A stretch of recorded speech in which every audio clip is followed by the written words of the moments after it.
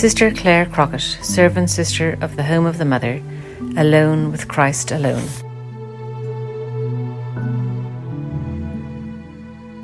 Chapter 2. A red carpet rolls out from Derry.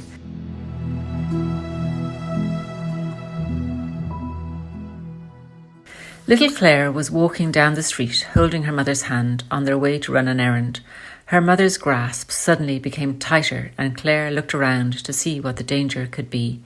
The street curbs and lampposts on their right were painted red, white and blue. In her part of town they were always green, white and orange.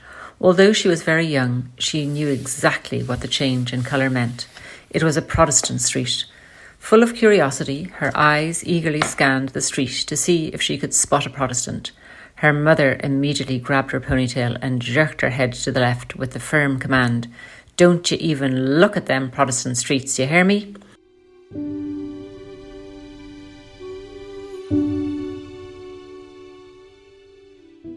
It would be impossible to understand Sister Clare, and more specifically her childhood and adolescence, without grasping the political and historical context that surrounded her. Although a full history of the city of Derry is beyond the scope of this book, we must at least touch upon the foundation of the city and give an explanation of the events that led to the socio-political tension present throughout Sister Clare's childhood. The history of the city of Derry goes back to the 6th century AD, when a monastery was founded on the Lough Foyle Island Hill by St. Columba, the first of the Irish monks to leave Ireland as a missionary. The location was clearly blessed by God, and as a priest from Derry once said, "When God has blessed a place, he never removes his blessing." 14 centuries later, Clare Crockett was baptised in Long Tower Church, dedicated to St. Columba and built on the grounds of the ancient monastery. The hill she walked up every day to go to school and where she would play as a young girl was the very same hill that would have led up to St. Columba's monastery. The city, founded by a man of God and therefore especially blessed by God, was bound to be a target for the enemy as well, who always seeks to propagate ambition, hatred and hostility. English occupation of Ireland began in the Anglo-Norman invasion in the 12th century. Eventually, however, the Norman population became quite integrated into Irish culture. The bonds with England were weak, and as the years passed, Ireland became virtually independent. The lords of each territory grew more and more autonomous. As the Protestant Reformation continued to unfold at the beginning of the 17th century, King James I of England sent a large group of English and Scottish settlers to found a walled city in Derry, upon the very hill St. Columba had chosen for his monastery. The purpose was to reinforce British power in Ireland, specifically in what was perceived as the most rebellious area. By taking over Derry, England hoped to stifle any possible Irish uprising against the new British Empire. The city was then called Londonderry by the English. No Irish Catholics were permitted to live within the city. They were forced to build homes on the marshy ground where a small river had once flowed on the west side of the hill. Centuries later, Clare's home was to be located in this very region. The other lands of the area were divided by the king amongst Anglicans of his favour. From the very beginning, the relationship between the two populations was tense. Thirst for power and ambition to maintain it corrupts the hearts of men so easily. Although the Catholic population in Derry increased due to the arrival of farming migrants, Catholics were denied any sort of political representation. The situation escalated in the early 20th century with the Irish War for Independence. The Irish took arms to fight for freedom from Britain. In 1920, the English government passed an act in which Ireland was partitioned into two halves. To the utter chagrin of the Irish, Derry was included in the northern part in spite of being located on the west bank of the Foyle River, which supposedly served as the dividing line. In 1921, when the partition became a political reality and the south became independent from Britain, the majority of the Irish in Derry felt stranded, isolated from their countrymen and religion. At this point, the community was divided amongst the nationalists who wanted to belong to a new Irish Republic and who were in majority Catholic, and the Unionists who wanted to belong to the United Kingdom and were Protestant. Amongst the nationalists were Republicans who were willing to, and did indeed, take up arms to bring about this unity of Ireland, and their counterparts among the Unionists were the Loyalists. During the following decades, life in Derry under Unionist leadership became very difficult for the Catholic population. There was clear discrimination in employment. Government jobs were virtually unavailable to Catholics, and corporations were encouraged not to hire Catholics. While in the north the average rate of unemployment was 8% at the time, in Derry it reached 20%. There was some work available for women in the shirt factories, but male unemployment rose to 30%. There was simultaneously a housing problem, and the majority of Catholic homes were overcrowded. One doctor in the 60s remembers having visited a 2-room house where 26 people were living. The Unionist government was not interested in solving the housing problem in the Catholic area. In fact, it reinforced its political hegemony, given that only householders could vote in elections and there was a limit of 1 vote per house. If several Catholic families were living in the same house, only one person could vote. In that way, Unionists maintained their rule of the city in spite of a 67% nationalist majority of the population. When young adults got married and wanted to start their own family, they would have to continue in their parents' house, as they were denied the possibility of seeking out a place of their own. In many cases, the poverty itself was a decisive factor. Those who had low income could not take out loans or mortgages. Inspired by the civil rights movement in the United States and elsewhere in the 1960s, Northern Ireland nationalists decided to peaceably demand their own rights. At the first Great Derry Civil Rights March in October of 1968, the multitude of nationalists was unexpectedly attacked by the police, who blocked all the street exits in the area. Riots immediately followed in the successive days. A period known as the Troubles began. Margaret and Gerard Crockett lived through all these events as children and then young teenagers. In these first stages of the contention, the nationalists fabricated petrol bombs and even resorted to throwing stones, whereas the local police and British Army responded with plastic bullets and gas sprays. A policeman fired the first gunshots of the conflict in the Brandywell, which a decade later would be Clare's neighbourhood. As victims began to fall, social wounds were created that would later be very difficult to heal. The chasm between the Catholic population and the British government grew deeper and deeper, with the ever more frequent clashes. Internment, imprisonment without trial, was introduced by the government in August 1971. This further enraged the population as hundreds of men were arrested in Northern Ireland without any explanation. Families often did not know if their son had been killed in a riot or arrested. Fear and anguish dominated those days of silence on the part of the government. Angry protests and clashes between young people and the British Army became an everyday occurrence. The Bogside, Brandywell and Cregan, which formed the South Ward, became a no-go area for the police and army. Barricades were set up to keep them out of the territory. An anti-internment march was organised for January 30th, 1972, what would later be known as Bloody Sunday. Towards the end of the march, British Army vehicles drove at the participants from behind, and as the people ran to escape, the soldiers opened fire. 13 unarmed men and young boys were shot dead on the streets, and others were wounded. One of the victims was killed by a second shot as he lay injured. Hatred and wrath took over Derry. Father Edward Daly, later Bishop of Derry from 1974 to 1993, was present during the march and attempted to escort one of the victims to safety. He holds that Derry was never the same after that day. After time for reflection, Bishop Edward came to the conclusion that violence was totally unjustifiable on both sides of the conflict and that it would never achieve the intended goals. However, he also admits that if he had been a youth at the time and not a priest, he does not know how he would have reacted. What they had all just witnessed was so outrageously unjustified. The Republican movement and the IRA gained more recruits than ever. There was deep enmity on both sides, and more young men began to join in the fabrication of bombs and the formation of tactics to pressure the British government. The 1980 to 1981 hunger strikes of Republican prisons left a deep mark on the population, as a great number of families had relatives in prison, Clare's included, though at a later time. There was great obstinacy on both parts of the struggle. the deaths of 10 young men due to the hunger strike, men who had demanded and were denied political recognition, brought about an intensification of the paramilitary campaigns and a widening of the community's already existing divisions. This took place just 1 year before Clare's birth in 1982. The Troubles would not come to a halt until the Good Friday Agreement of 1998, when Clare was 15 years old, thanks to the many political factors, but the religious ones must not be undermined. A great part of the community, convinced that violence was not a solution, intensified their prayers and organised marches for peace.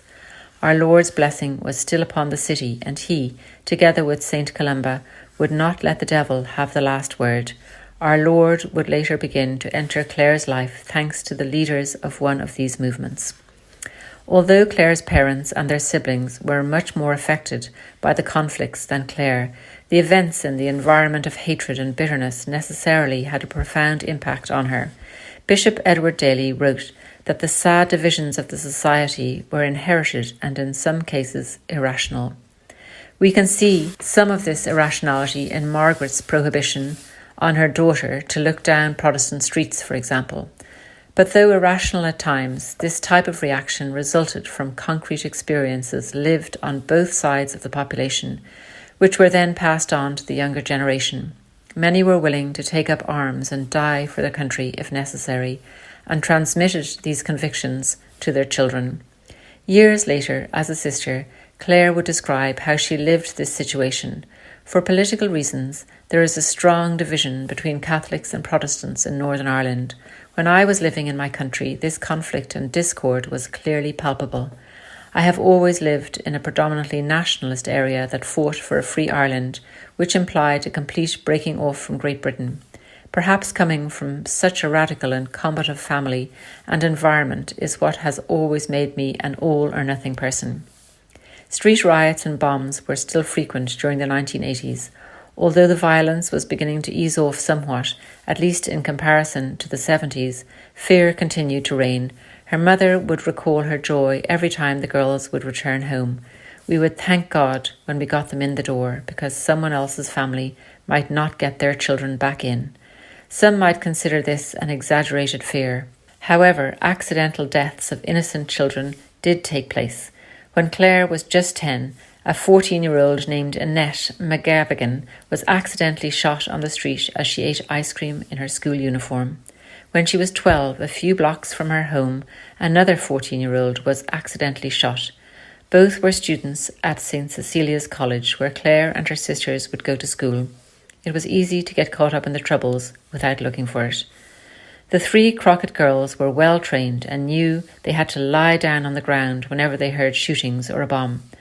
There were many hijackings and bomb scares. The police would often come in and search houses in her neighbourhood without any explanation.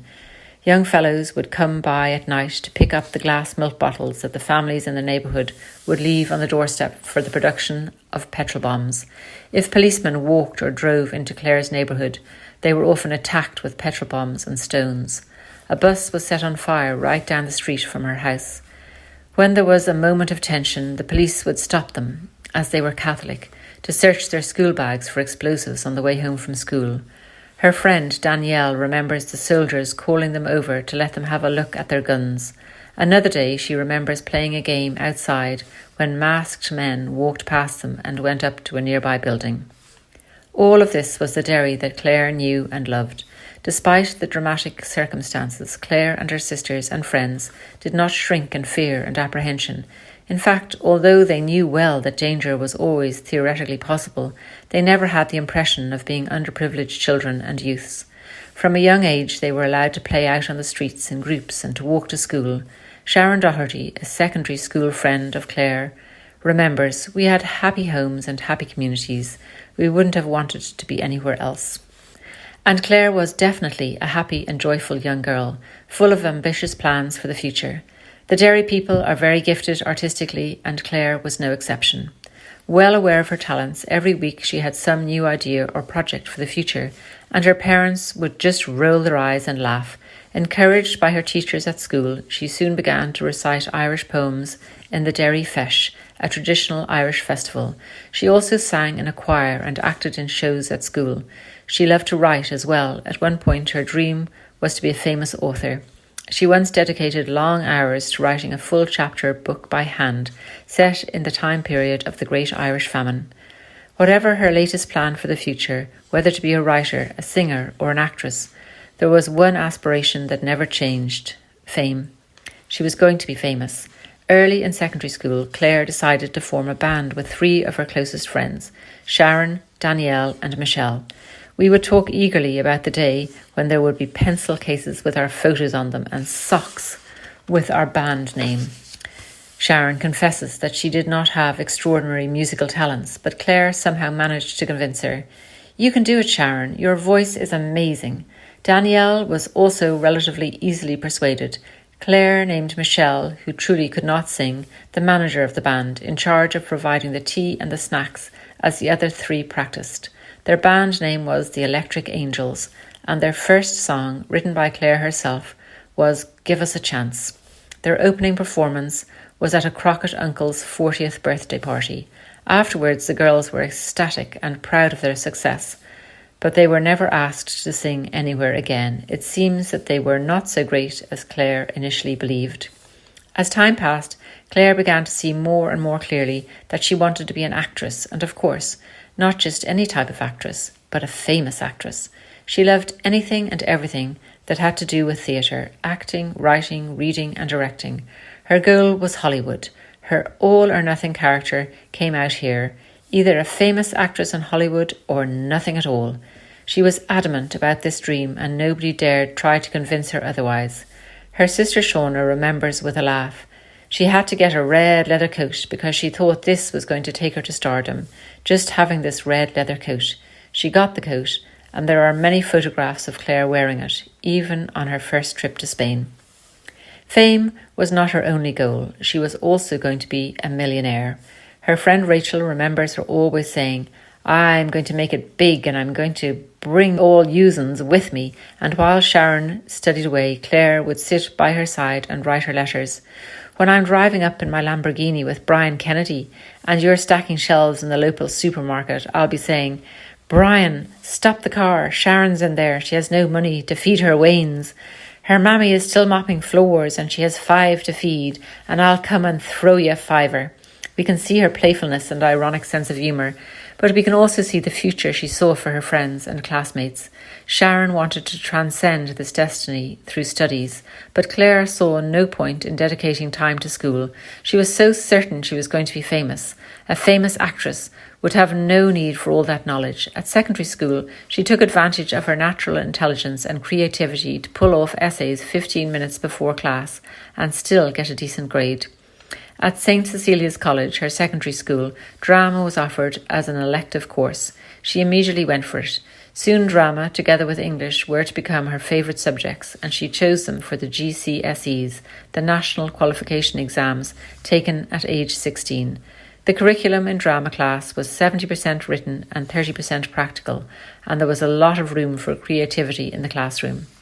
The teacher, Greta McTague, still remembers Clare's charisma, charm, creativity, her raw innate talent and her sense of comedic timing. Clare had a special spark and a great capacity for rascaldom, which Greta describes as being somewhat mischievous and having a great capacity for fun. Clare had always loved to imitate different voices and accents, and now she found a teacher who would bounce off her responses and the two would go back and forth. Clare was a flamboyant. She loved to give a striking, colourful performance, but never inappropriately. Her timing was always perfect. Greta enjoyed her presence and participation in class. On her part, Clare greatly admired her teacher, Mrs. McTague. Some of her friends say that Clare even idolised her. Around the age of 14, Clare saw an advertisement in the local newspaper that said something along the lines of, "Are you dreaming of acting for the big screen? This course is your chance to gain experience and advice to work in the television and film industry." She immediately signed up for this actors' workshop. An important part of the programme was to increase the students' self-esteem. They had to walk around the room with their heads lifted high. It was very important not to lower your head to anyone and repeat, "I am the best." The students were told, You are the best. There is no one else like you. No one can act better than you. Clare later remembers, I believed it all, of course. She was taught to believe she was the best in all senses: talent, future possibilities, image, beauty, etc. Clare was not the same when she came home after those classes. She would demand that her entire family sit on the sofa and watch her as she did live demonstrations of what she had learned. So great was the insistence on boosting self-esteem that Clare soon became convinced she no longer needed lessons. After the course, she was invited to form part of an acting agency. In the agency, she continued to receive formation and had a manager who would call and let her know when there was an audition or a casting for a film or television programme. She would also check a magazine where new opportunities and other auditions were announced. Danielle remembers going to castings with Clare, where they would spend hours waiting to be called. Clare enjoyed every minute of it. She struck up conversations with whoever was near her as she waited, without hiding that she was convinced of her imminent success. In one casting, there were 800 young people who presented themselves, and Clare got a part. All those who saw her in action agreed, Clare is going to go far. There were 2 performances that she had used in castings and which she would later often reenact upon request. In the first, she imitated a crazy woman who was alone in a cell at the asylum. She could change her expression and gesture in an instant, going from an empty gaze to an uncontrollable hysteric laugh. In the second act, she imitated the wife of an alcoholic as he arrived home at night, drunk as usual, after having spent the family's savings. She would argue with him, yell at him, and even be hit by him.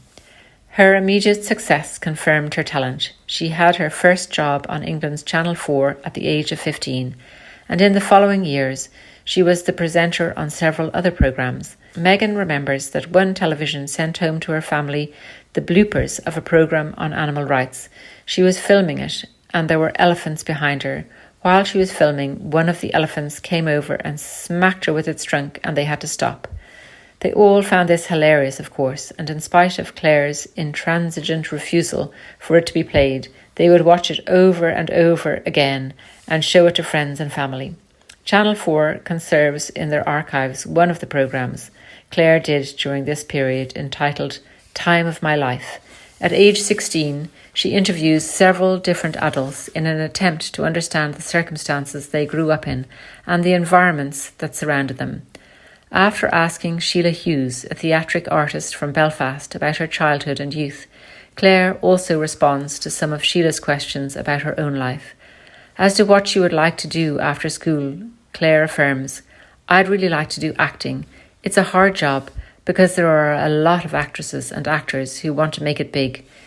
Everybody has that kind of dream, but I think if you keep at it long enough and you're really determined and have the confidence, then I think you'll succeed. There was no doubt she had the determination, confidence and talent to succeed. In fact, the success was already becoming a reality. Her dream was finally on the near horizon. But was she happy?